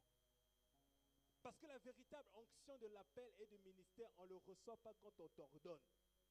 On le reçoit quand on marche avec Dieu. On passe par des difficultés, on passe par des complications. Après ces dimensions-là, il y a une onction qui s'ajoute. Je vous dis la vérité. J'ai l'habitude de dire aux jeunes serviteurs, aller à l'école biblique c'est bien, ça te donne l'éthique, ça te donne la déontologie, ça te donne le grec, l'hébreu. On en a besoin, je l'utilise même pour préparer mes messages. Mais l'onction, ce n'est pas dans l'école biblique.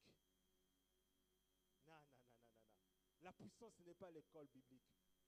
La preuve, il y en a même qui t'enseignent des choses que toi-même tu lis dans la Bible, tu dis non, parce qu'il y a des écoles, on t'enseigne que même les dons spirituels, ça a cessé à l'époque.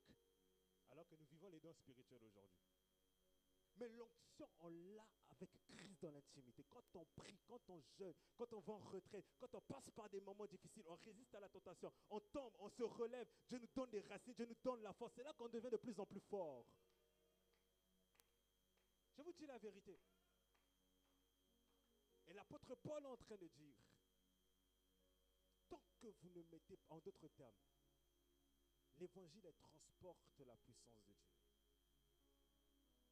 Et si vous voulez vivre la puissance de Dieu, vous devez regarder à l'évangile qui concerne d'abord le Fils. Si vous ne le faites pas, vous n'êtes pas des candidats à la puissance de Dieu.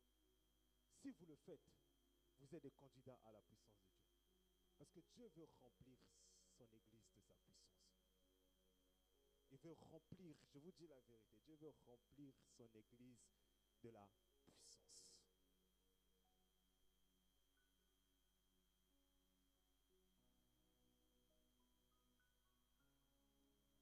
Voyez-vous, il y a des gens, vous n'allez pas les reconnaître. Quand la puissance vient, il y a des hommes qui deviennent d'autres personnes. Quand je parle de d'autres personnes, ils ne changent pas physiquement. Mais spirituellement, il y a quelque chose qui est passé par là. Parce que la puissance a traversé la personne. Et je vous dis la vérité. Dans la génération dans laquelle nous sommes, là où Dieu est en train de nous emmener, et les réalités spirituelles que nous sommes en train de vivre, si vous n'avez pas la puissance, vous allez rester là. On va vous écraser.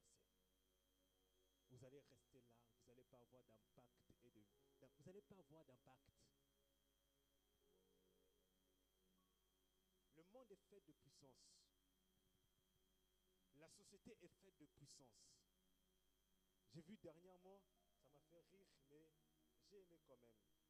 Les États-Unis ont renvoyé un Sud-Soudanais à cause de la politique de Trump en ce moment. Le Sud-Soudan, ils ont dit non, ça c'est pas notre ressortissant. Allez regarder sur Internet. C'est pas notre ressortissant, alors qu'il a le passeport soudanais. Il a dit c'est un ressortissant de la RDC. Ils ont renvoyé aux États-Unis. Trump, le même jour, il a dit on arrête les visas de tous les Soudanais. Les Soudans, ils sont partis s'humilier que devant Trump. Ils ont récupéré leurs citoyens. Ce que je veux dire par là, c'est quoi? C'est la loi du plus fort. Quand tu es le plus fort, tu imposes ta volonté, tu exécutes ce que tu as envie. Parce que c'est une loi du plus fort. C'est une loi de puissance.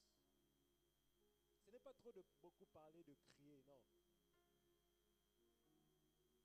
On a un homme de Dieu qu'on a tous suivi, qu'on a tous aimé. Béni, ne criait pas. Il pouvait faire simplement Holy Spirit, touch. Mais quelle puissance cet homme. Avec une petite voix. Les renards banqués, des petits blancs qu'on peut minimiser là. Mais ce sont eux qui nous ont donné naissance à nos pères. Les renards banqués. Dans un anglais mélangé à l'allemand. Holy Spirit touch. Mais des guérisons, des miracles qu'on pas possible. Parce que ces hommes ont transporté la puissance. Je vous dis la vérité. Ils ont transporté la puissance. J'ai mon ami l'évangéliste Prosper, il nous parlait cette semaine. Parce qu'il a invité dernièrement dans son église l'évangéliste Kizemina. Et on sait tous comment Dieu a utilisé cet homme à l'époque. Et il nous disait, les gars, le vieux m'a expliqué des années qu'il faisait dans les forêts juste pour prier. Des jours qu'il faisait dans les retraites où il ne dormait pas. Et on a vu, même quand il allait au stade des martyrs, à peine il rentrait comme ça, des paralytiques qui marchent, des aveugles qui voient, des sourds qui entendent, des muets pas. Parce que le secret se cache dans la puissance. Tout n'est pas toujours le diable. Tout n'est pas toujours la magie. Tant que tu es paresseux et tu restes assis, la vie passera ainsi et il y a des choses, bien que promises, tu ne les toucheras jamais. Et quand tu seras un homme de puissance, une femme de puissance, c'est là que tu commenceras à ordonner les choses et les choses ne viendront que à toi. c'est là que tu parleras et la création t'obéira. Parce que ta parole grandit dans le monde spirituel et commence à avoir de la valeur. Il y a des gens qui sont capables de parler, les esprits n'obéissent pas. Parce que les esprits ne te connaissent pas. Tu n'as pas l'habitude d'être en contact avec les esprits. Il y a des gens, quand ils parlent, les esprits viennent parce qu'ils savent que tel homme c'est un oint de Dieu, telle femme c'est une oint de Dieu. Alléluia. Cette année, tu dois prier plus que tu priais d'habitude. Cette année, tu dois jeûner plus que tu jeûnais d'habitude. Cette année, tu dois chercher Dieu plus que tu ne le faisais d'habitude. Parce que Dieu est en train de nous attendre ailleurs. Quelqu'un me suit? Frère, il y a des gens qui enfantent parce que c'est la grâce. Ça, c'est Marie. Il y a des gens qui n'enfantent pas par grâce, ils enfantent par la prière. Ça, c'est Élisabeth. Donc, je ne parle pas seulement d'un enfantement physique. Il y a des gens qui enfantent physiquement parce que c'est la grâce.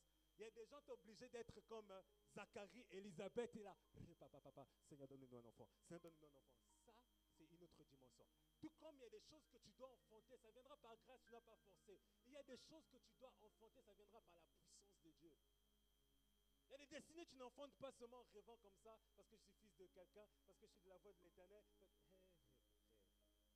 Dieu aussi se fatigue, il ne va pas prendre ton sujet de prière tout le temps. Il dort et il sommeille. C'est l'Éternel qui ne dort ni ne sommeille. Les serviteurs de Dieu ils dorment et ils sommeillent.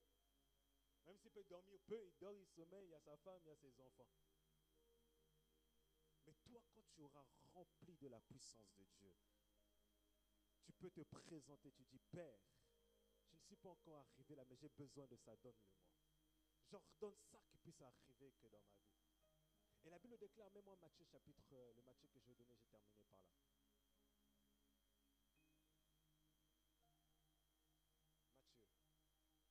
La Bible dit ceci. Après le sabbat, à l'aube du premier jour de la semaine, Marie de Magdala et l'autre Marie allèrent voir le sépulcre. Et voici, il y eut un grand tremblement de terre, car un ange du Seigneur descendu du ciel vient rouler la pierre et s'assit dessus. Descend. Son aspect était comme l'éclair et son vêtement blanc comme la neige. Mais les gardes... Non, tu as sauté un truc, non? Ok, c'est pas grave, descends. Les gardes tremblèrent de peur et devinrent comme morts. Parce qu'autour du tombeau de Jésus-Christ, on avait mis des gardes. Parce que Jésus avait dit de son vivant que crucifiez cette chair, détruisez cet homme, je le rebâtirai au bout de 3 jours. Donc les gardes ils disent, bon, sceptique, on ne sait pas s'il va ressusciter. Mais on va quand même mettre en place un élément. On va mettre des gardes. Vous savez, je vais vous dire une chose. Même quand ton ennemi te combat, il prend quand même des précautions. Et l'ennemi qui prend des précautions contre toi, il sait quand même la valeur que tu as. Parce que si on combat quelqu'un et qu'on sait qu'elle est véritablement faible, on ne prendra pas des précautions. Mais quand on combat quelqu'un avec des précautions, qu'on sait quand même que cette personne-là transporte quelque chose. Et on met les gardes qui sont là. Et l'ange prit la parole. Parce qu'il y avait des femmes qui étaient venues. Très tôt le matin, elles étaient sorties pour aller voir le corps de Jésus. Ce corps qui a été détruit, flagellé. Les femmes, elles étaient là au pied de la croix. Il y avait Marie, sa mère, qui était en train de pleurer, se lamenter. Et toutes ces femmes qui l'ont suivi depuis le début de son ministère sont arrivées. Et là, quand ils arrivent à la tombe, la première personne qu'ils voient, ce n'est pas Jésus, parce que Jésus n'était plus à la tombe. La première personne qu'ils voient, c'est un ange. Et l'ange prend la parole et dit aux femmes, non, oui, pour vous ne craignez pas, parce que les gardes étaient en train de trembler, mais vous là, ne craignez pas, car je sais que vous cherchez Jésus qui a été crucifié. Tu peux descendre? Il n'est point ici, il est ressuscité comme il avait dit. Venez, voyez le lieu où il était couché. Et allez proprement dire à ses disciples qu'il est ressuscité des morts, et voici qu'il vous précède en Galilée, c'est là que vous le verrez. Voici, je vous le dis. Reste là.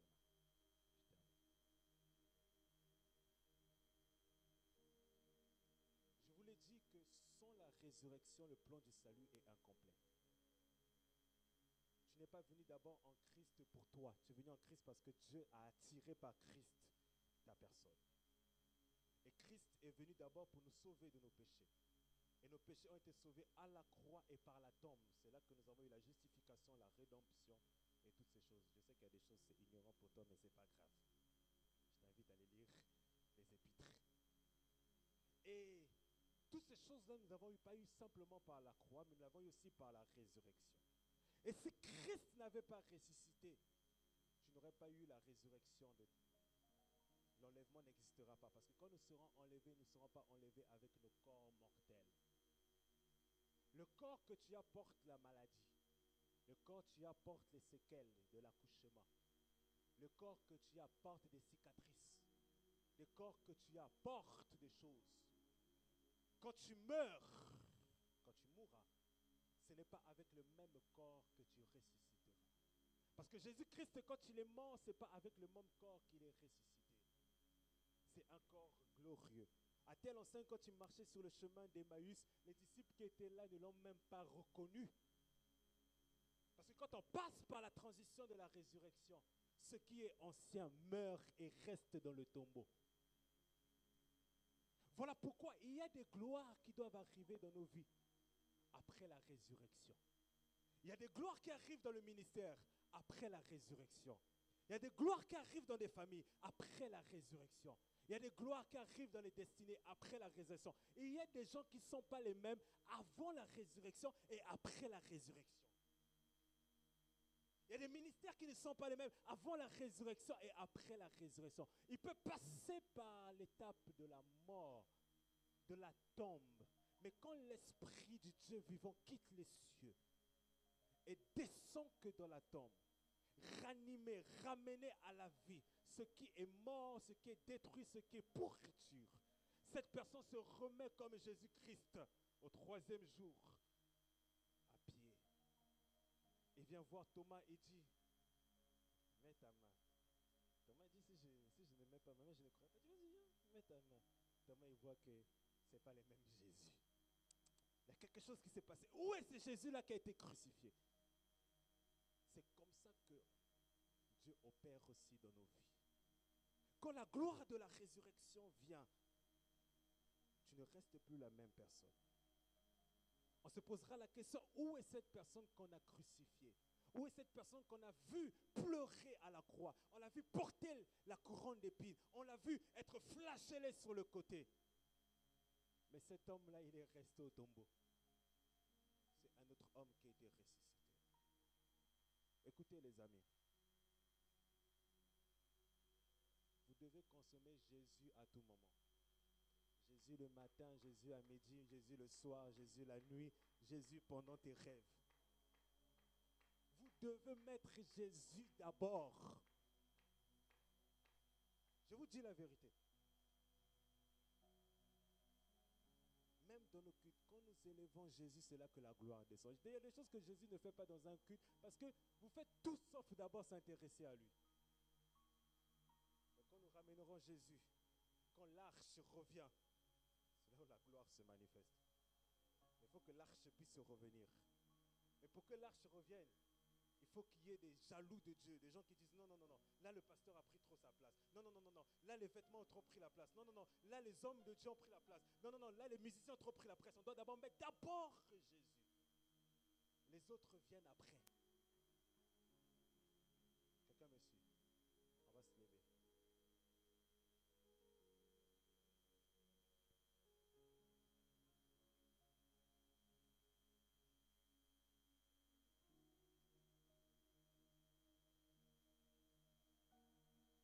De gloire en gloire, de gloire en gloire, tu m'emmènes,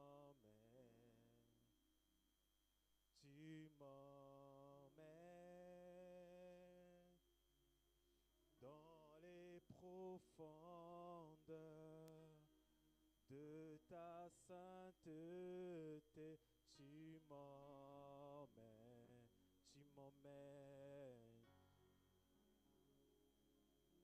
De gloire en gloire. Alléluia.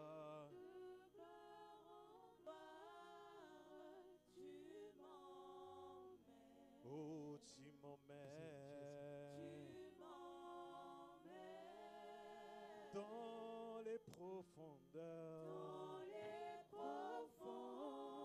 de ta sainteté. Tu m'emmènes. Oh, tu m'emmènes. Nous Nous chantons de gloire en gloire. de gloire en gloire. Alléluia. De gloire en gloire. Tu m'emmènes. Oh, tu m'emmènes. Tu m'emmènes.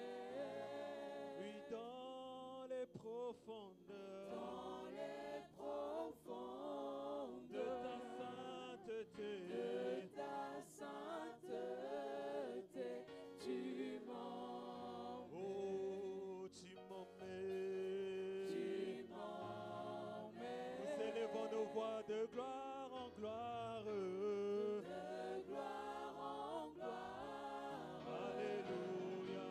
De gloire en gloire.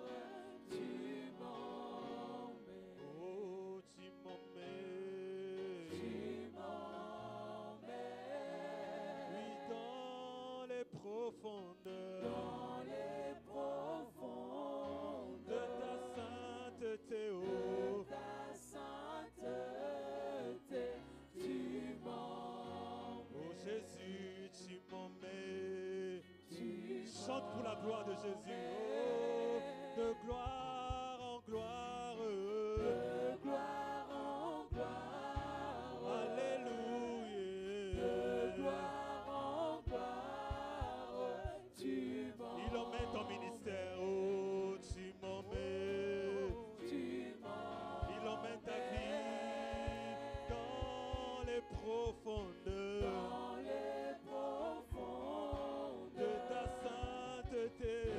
ta sainteté, tu m'emmènes. Il emmène ta destinée. Il m'emmène. Tu m'emmènes. Cette saison de gloire en gloire. De gloire en gloire. Alléluia. De gloire en gloire. Tu m'emmènes. Jésus, tu m'emmènes. Tu m'emmènes. Oui, dans les profondeurs Dans les profondes de ta sainteté. Oh. de ta sainteté, tu m'emmènes. Oh, tu m'emmènes. Tu m'emmènes. Alpha, Oméga, à part toi, il n'y a point d'autre Dieu. Oh, Alpha, Oméga, à part toi, il n'y a point d'autre. Chantons Alpha et Alpha, il est l'Alpha, l'Oméga. Oméga. Oh, à part toi, À part toi, Jésus, il n'y a point d'autre. nous chantons Alpha et Alpha, ce n'est personne d'autre que toi, Jésus. Oméga. Oh, à part toi, À part toi, il n'y a point d'autre. je veux chanter Alpha et Alpha, Oméga. Oméga. Dans ma destinée, je n'ai personne d'autre. Oh. À part toi, il n'y a point d'autre. Dans ma jeunesse, tu es l'Alpha. Oh. tu es l'oméga. Dans mes finances, tu es l'alpha. À part toi, il n'y a point d'autre Dieu. Et Rabba Chanterebo, tu es le créateur. Tu es l'unique. À part toi, je n'ai pas d'autre Dieu. Tu es le roi de gloire. C'est toi le ressuscité. À part toi, il n'y a point d'autre. Chantons Alpha et Oméga. Oh, à part toi. Il n'y a point d'autre. Nous crions Alpha et dans ma maison je n'ai que toi. Oh. Sur cette terre je n'ai que toi. À part toi, il n'y a point d'autre. Oh, chantons Alpha. Oh. Pas d'abord mon papa, pas ma maman, Jésus. Jésus, tu es tout pour moi, à part toi. Oh. C'est toi qui m'as appelé. Il n'y a point d'autre. Je veux chanter Alpha et Oméga. Oh. Pour ma bénédiction, je n'ai que toi. Oh. À part toi, il n'y a point d'autre Dieu. Est-ce que tu peux parler à Jésus tous ensemble? Tu dis à Jésus, je n'ai personne d'autre que toi. Je n'ai personne d'autre que toi. Pour mon ministère, je n'ai personne d'autre que toi. Je compte sur toi, éternel. Pour mon avenir, je n'ai personne d'autre que toi. Montre-toi en moi, Seigneur. Pour mes jours sur la terre, je n'ai personne d'autre que toi. Manifeste-toi en moi. Pour vaincre le péché, je n'ai personne que d'autre que toi. Seigneur, oh Dieu. Pour vaincre les liens de famille, je n'ai personne d'autre que toi. Pour atteindre la dimension là où tu m'attends, je n'ai personne d'autre que toi. Est-ce que tu peux dire à Dieu, à Jésus de Nazareth, à part lui, tu n'as point d'autre Dieu. Nous n'adorons pas les dieux de nos familles, nous n'adorons pas les dieux de nos villages. Nous adorons Jésus de Nazareth. Je n'ai personne d'autre que toi dans ma maison, dans mon cœur. Je n'ai personne d'autre que toi pour mon parcours. Je n'ai personne d'autre que toi pour mes victoires. Je n'ai personne d'autre que toi le ressuscité. Lorsque tu t'es présenté à Jean, tu as dit, j'étais mort mais je suis ressuscité. J'étais mort, je suis vivant. C'est le vivant que moi j'adore. C'est le vivant que moi je sers. C'est le vivant devant lequel je me prosterne. Je n'ai personne d'autre cette année que toi. Je n'ai personne d'autre qui peut me relever. Je n'ai personne d'autre qui peut m'assister. Je n'ai personne d'autre à qui je peux me confier. Je n'ai personne d'autre avec qui marcher. Je n'ai personne d'autre qui peut ouvrir les portes qui sont fermées. Je n'ai personne d'autre qui peut me donner l'argent que je cherche. Je n'ai personne d'autre qui peut me donner le niveau que je cherche dans la vie. Je n'ai personne d'autre qui peut me donner les responsabilités dans la société que je cherche. Je n'ai personne d'autre qui peut m'établir, me placer, m'élever si ce n'est que toi, Alpha. Si ce n'est que toi, Oméga. Je n'ai personne d'autre qui peut changer l'histoire de ma vie. Je n'ai personne d'autre qui peut transformer ma vie afin que ma vie, Seigneur, ne soit plus la même. Je n'ai personne d'autre que à toi, Alpha. Je n'ai personne d'autre. Pour mon avenir, je n'ai que toi. Pour mon parcours, je n'ai que toi. Pour mon ministère, je n'ai que toi. Pour ma postérité, je n'ai que toi. Pour mon mariage, je n'ai que toi. Pour mon travail, je n'ai que toi. Pour mes finances, je n'ai que toi. Pour ma santé, je n'ai que toi. Pour mes études, je n'ai que toi. Pour mon permis, je n'ai que toi. Pour mes papiers, je n'ai que toi. Pour ma maison, je n'ai que toi. Pour ma nationalité, je n'ai que toi. Pour ma spiritualité, je n'ai que toi. Pour mon enfantement, je n'ai que toi. Pour les biens que je cherche, je n'ai que toi. Pour le salut que je cherche, je n'ai que toi. Pour le rétablissement, je n'ai que toi. Pour le relèvement, je n'ai que toi. Je n'ai que toi, Seigneur. Pas d'abord un homme. Mais toi seul. Sois le centre de mon cœur. Sois le centre de ma vie. Sois le centre de mon ministère. D'abord toi, Jésus. Sois le centre de tout ce que je fais au quotidien. Alléluia. Andaria Bahaya. Bereva hite kerebaha. Bari kereba Santa Mande. Alléluia. Merci Saint-Esprit.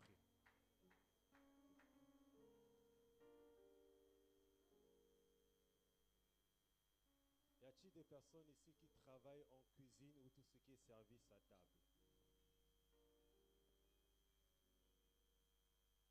Y a-t-il des personnes qui travaillent en cuisine ou en service à table? Namani, cuisine ou service à table? Ok.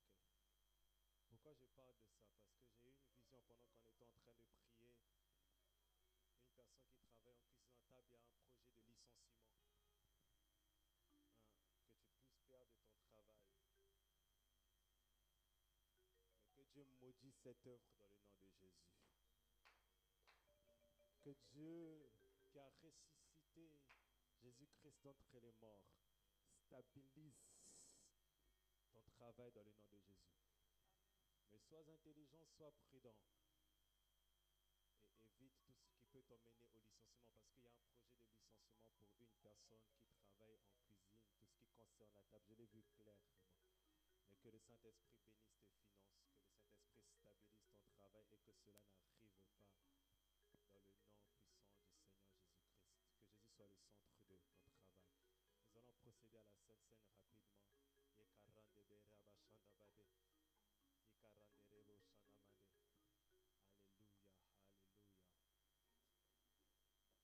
Toi qui t'es préparé pour la Sainte Seine, reste debout.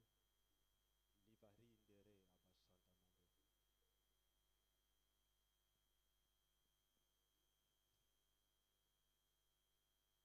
bahaya kade.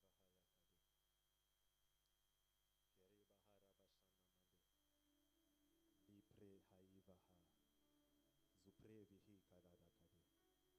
Supre dahai kade bara. Ye hadi zeha.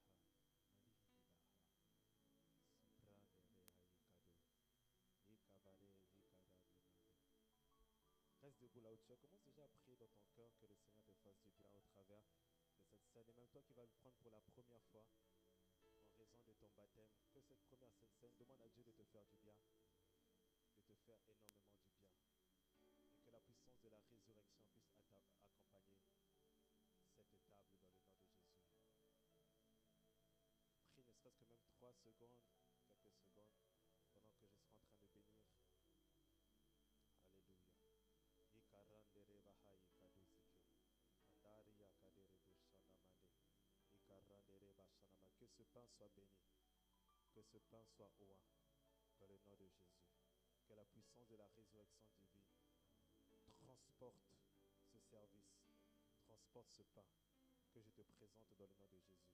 Transporte cette coupe que je te présente dans le nom de Jésus. Des baptêmes dans l'esprit, des guérisons, des faveurs, des ouvertures, des portes. Dans le nom puissant du Seigneur Jésus-Christ, je l'impacte selon ma parole, que le ciel soit ouvert et soit favorable à ton peuple. Dans le nom de Jésus-Christ. Amen. Est-ce qu'on peut commencer à avancer?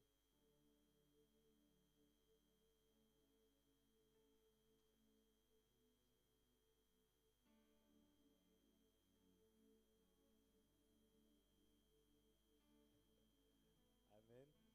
C'est pas grave. Est-ce qu'on peut reprendre nos places en quelques instants? Je vais, avant qu'on puisse passer à la Sainte Seine, même si j'ai déjà prié pour, je vais présenter nos frères et sœurs qui sont baptisés hier. Est-ce que sous vos acclamations, ils peuvent passer devant?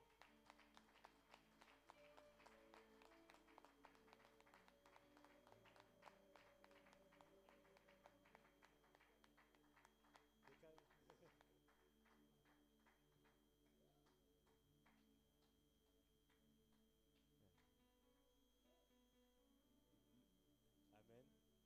Le Seigneur nous a fait grâce hier de procéder à un service de baptême. Ces personnes ont suivi pendant plusieurs mois les affermissements qui les ont aidés à comprendre le pourquoi ils allaient entrer dans les eaux du baptême. Et Et hier, ils nous ont confessé aussi les raisons pour lesquelles ils ont voulu se faire baptiser. Donc, pendant plusieurs mois, ils ont assisté au cours que j'ai dispensé et que la prophétesse a dispensé aussi sur Villeneuve. Et voilà le fruit de beaucoup de mois de travail. Et le Seigneur nous a fait du bien. Il y a les photos, les vidéos que vous pouvez toujours aussi regarder sur notre page Facebook. Donc, depuis hier, ces jeunes frères et sœurs font désormais partie de la grande famille de Dieu, que toi tu fais partie, que moi je fais partie. Voilà pourquoi Dieu nous a fait grâce hier. Et nous voulons aussi, par la grâce de Dieu, prier pour eux.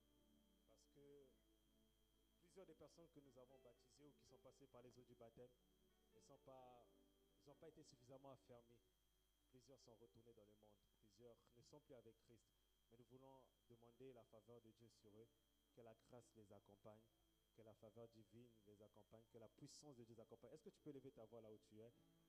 Recommande-les dans le nom de Jésus. Recommande ses frères et sœurs. De la même manière que toi tu tiens depuis plusieurs années, qu'ils puissent tenir, que les protocoles me ramènent le cahier, qu'ils puissent tenir dans le nom de Jésus, qu'ils puissent tenir, qu'ils restent faire dans le nom de Jésus, que la grâce t'accompagne, que la grâce t'accompagne, que la grâce t'accompagne, que la grâce t'accompagne, que la grâce t'accompagne, que la grâce t'accompagne, que la grâce t'accompagne, que la grâce t'accompagne, que la grâce t'accompagne, que la grâce t'accompagne. Je prie pour eux qui ne s'arrêtent pas en chemin. Je prie pour eux qui restent fidèles jusqu'à la mort. Je prie pour eux qu'ils soient élevés, qu'ils soient instruits, qu'ils soient puissants et que la parole de Dieu les accompagne. L'énergie spirituelle les accompagne, peu importe leur âge, qu'ils soient, Seigneur, efficaces dans l'œuvre de Dieu.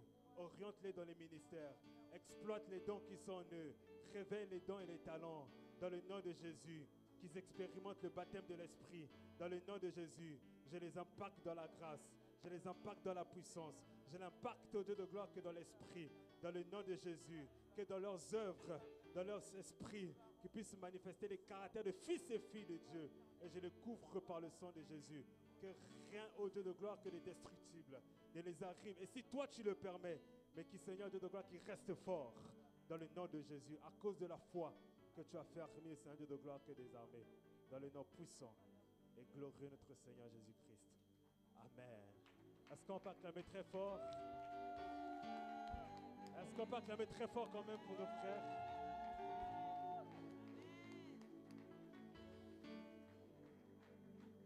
Amen. La Bible déclare que les forts puissent soutenir les plus faibles. Quand on parle de faibles, on parle pas simplement de faiblesse dans la chair. C'est aussi la faiblesse. Il vient de commencer. C'est notre responsabilité de pouvoir les soutenir dans la prière, par des conseils, par l'amour, dans le nom de Jésus. Je vais juste vous inviter à voir avec la sœur Ariane, chacun à tour de rôle, récupérer vos cartes de baptême qui seront utiles. Moi, j'avais perdu la mienne, mais c'est important. C'est important parce que demain, quand vous allez vous marier, demain, quand vous allez à l'école de théologie ou autre, vous pouvez prouver que vous avez été baptisé. Amen. Est-ce que rapidement, chacun...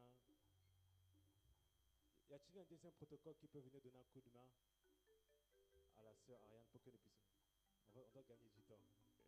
Un deuxième stylo.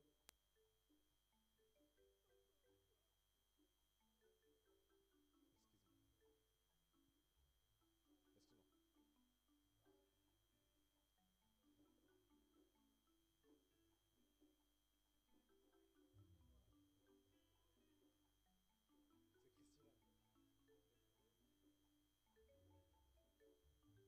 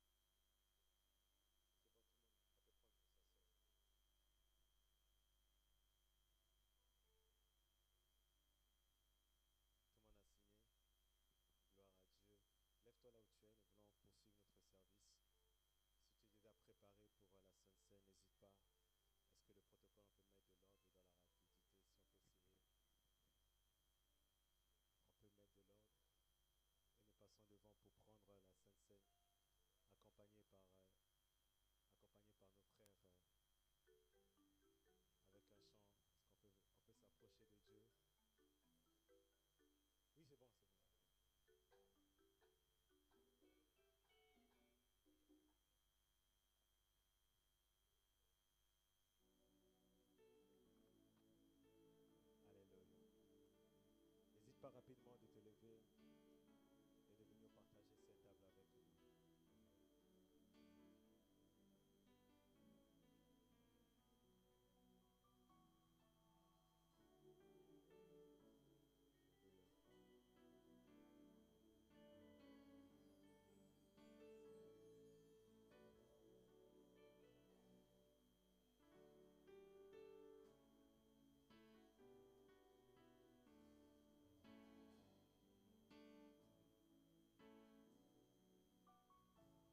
Si les dieux des esprits, des prophètes me touchent, j'entendrai, je verrai comme jamais.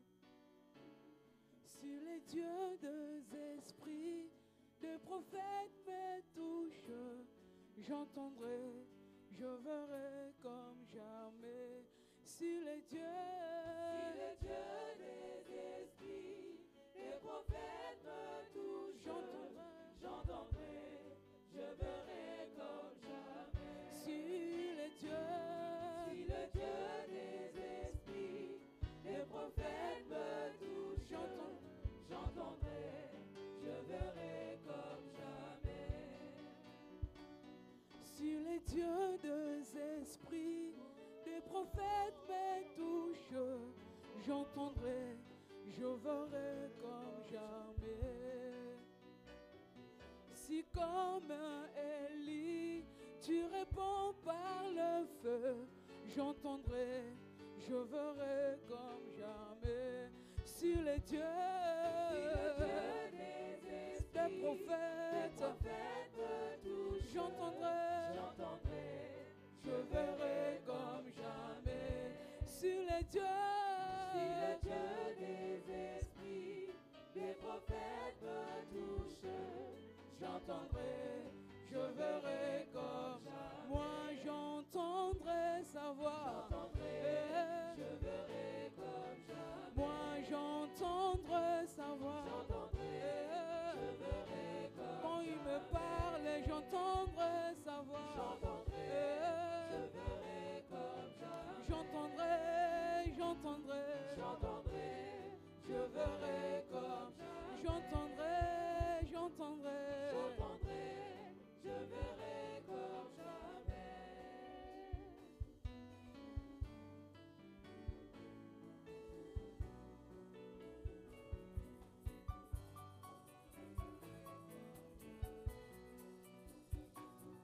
J'entendrai, je verrai comme jamais. J'entendrai, je verrai comme moi j'entendrai. je verrai comme Oui, j'entendrai sa voix. Je verrai comme j'entendrai sa voix. Quand tu me parles, oui, j'entendrai sa voix. je verrai comme jamais.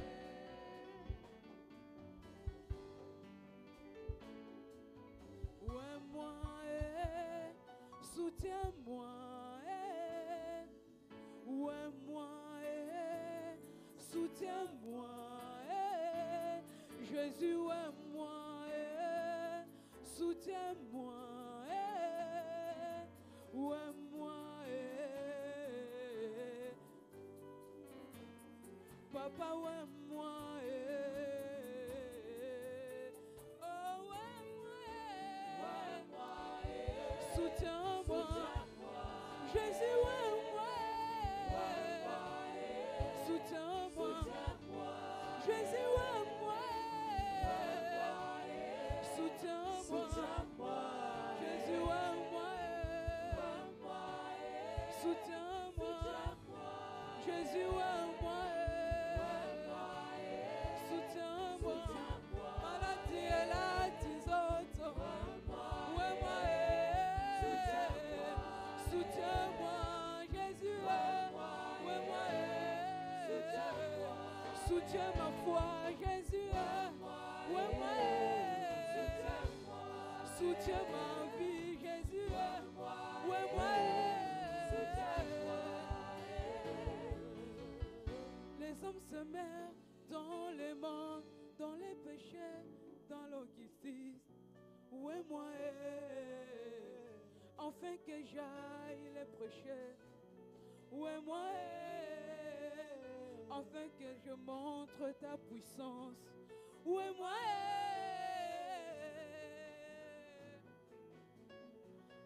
où est moi,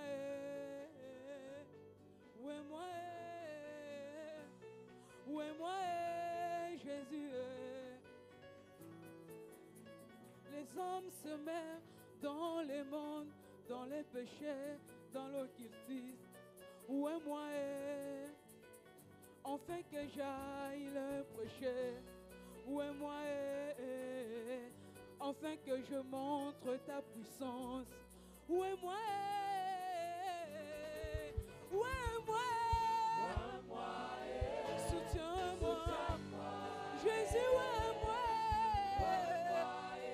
soutiens-moi, Jésus, où est moi, soutiens-moi, Jésus, où est moi,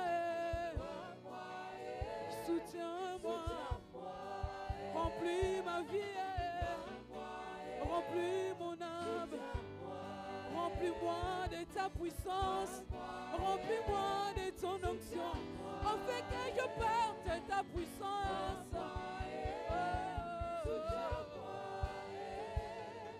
La Shekinah, la Shekinah, soutiens-moi, soutiens-moi, soutiens-moi, en ce lieu, je vois la Shekinah, en ce lieu, je vois la Shekinah, en ce lieu, je vois la Shekinah, en ce lieu, je vois la Shekinah.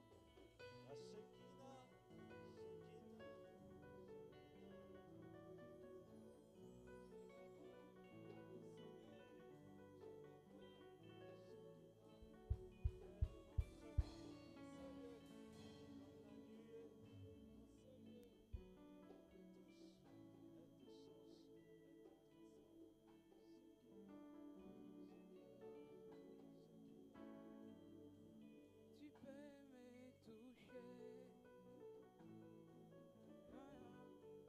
tu peux restaurer,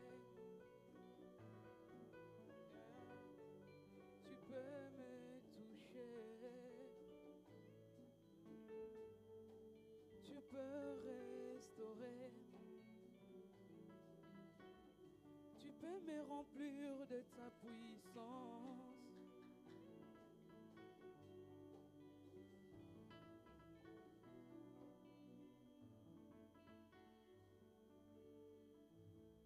Saint-Esprit, merci. La gloire est pour Jésus. Les honneurs sont pour Jésus. Je me suis efforcé de transmettre ta voix, d'enseigner ta vérité. Que la gloire te revienne comme toujours. Comme j'ai toujours su le faire et comme je t'ai toujours su le promettre. Bénis ton Église. Que cette parole soit gravée dans nos cœurs. Dans le nom de Jésus. Que louange à toi. Impacte-nous, Dieu vivant. Que nous puissions vivre la puissance de la résurrection divine. Dans le nom de Jésus-Christ. Amen. Que le Seigneur vous bénisse. Amen. Est-ce que tu peux acclamer très très fort pour le Seigneur?